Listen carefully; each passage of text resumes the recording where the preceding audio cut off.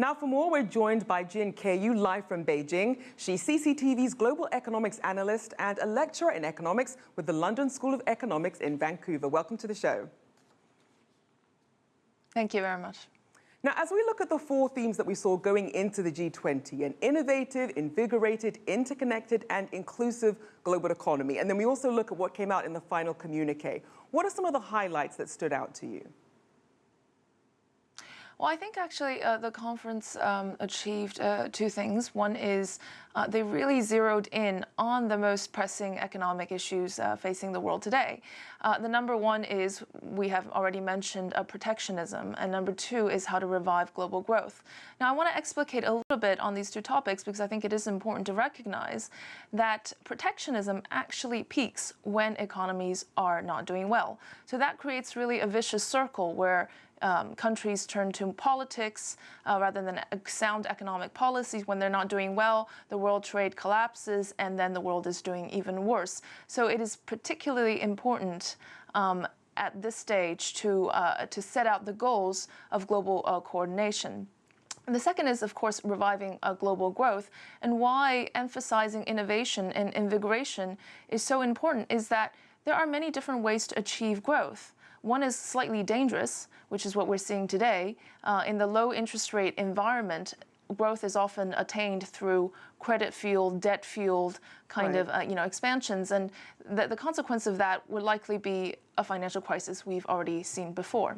Now, Jin, actually seeing these things in action could be a different story. So how can economies then balance this role of trying to become more integrated and connected without going down that path of trade protectionism?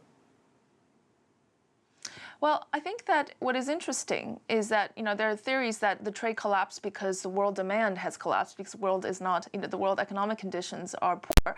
But that's actually not quite the whole story. If you look at trade, the ones that have really experienced suffering or a fall in trade are concentrated in a few product markets. And those product markets have experienced a lot more trade distortion. So it's important to recognize that even though straight out tariff increases are not so evident today, there is a host of different kind of measures of, hidden trade barriers. And funnily enough, the G20 alone have contributed to 350 different measures of trade distortions in the first 8 months of this year alone. So I think that this is important to recognize that policy has been a key factor in contributing to the collapse in trade.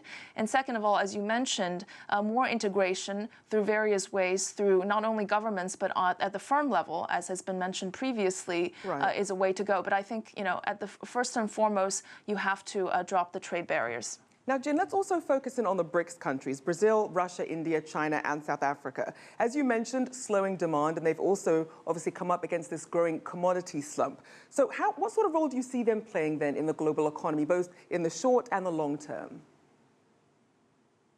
I think in the short term, some emerging markets do present a slight, destabilizing factor to the world economy. We have to acknowledge that because if we look at financial instability, just even putting aside a lot of these domestic political issues that are sweeping across these nations like Turkey and Brazil, their balance sheet is quite weak.